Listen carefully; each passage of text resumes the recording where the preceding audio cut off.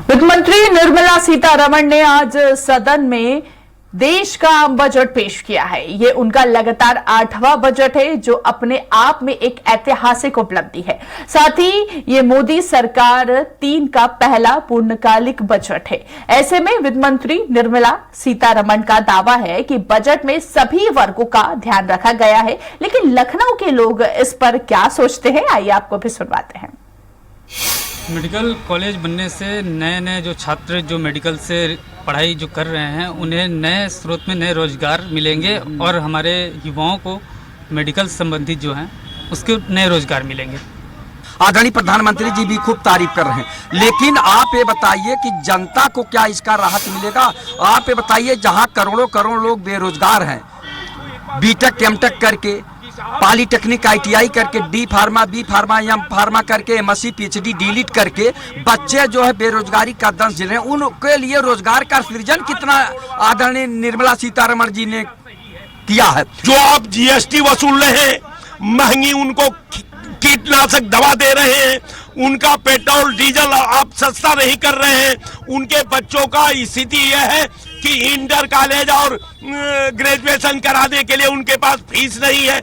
बेटी और बेटों को शादी करने के लिए उनके पास कोई संसाधन है। ये केवल 46 लोगों का बजट है।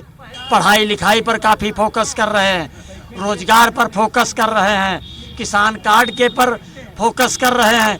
जो भी कार्य कल्याण योजनाएं हैं वो माननीय प्रधानमंत्री जी गरीब जनता के लिए हित की लाएंगे और हमको पूरी उम्मीद है कि अच्छा बजट जनता के लिए प्रधानमंत्री जी 10 साल से पीछे भी ला रहे।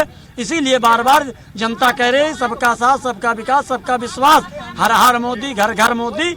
आपको बाहर की कंपनियों से वो लेना चाहिए, जैसे सेमीकंडक्टर बहुत बड़ा क्षेत्र है, इसको अपने देश में और अच्छा उसमें एडवांटेज देके और प्रमोट करना चाहिए, ताकि छोटा वर्ग और बड़ा, छोटे से बड़े सबको उसमें टेक्नोलॉजी भी मिलेगी और मैन्युफैक्चरिंग भी होगी। और इंडिया में अगर मैन्युफैक्चरिंग होगी तो बहुत सारा उसका विकास होगा, इकनॉमी भी बहुत अच्छी होगी। आप सिर्फ इस बजट को इस तरीके समझें कि मोदी की अल्पमत की सरकार, ठीक है, 5-5, 6-6 बिल लाई, आप समझ सकते हैं। वक्फ बोर्ड से लेके 1 नेशन 1 इलेक्शन तक कोई भी अभी तक कामयाब नहीं हुआ, औंधे मुंह सब गिरे। तो ये अल्पमत की सरकार है, समझना पड़ेगा। 3 लोगों के लिए बजट है, पहला अमेरिका के राष्ट्रपति के लिए, दूसरा चंद्रबाबू नायडू के लिए और तीसरा नीतीश कुमार के लिए।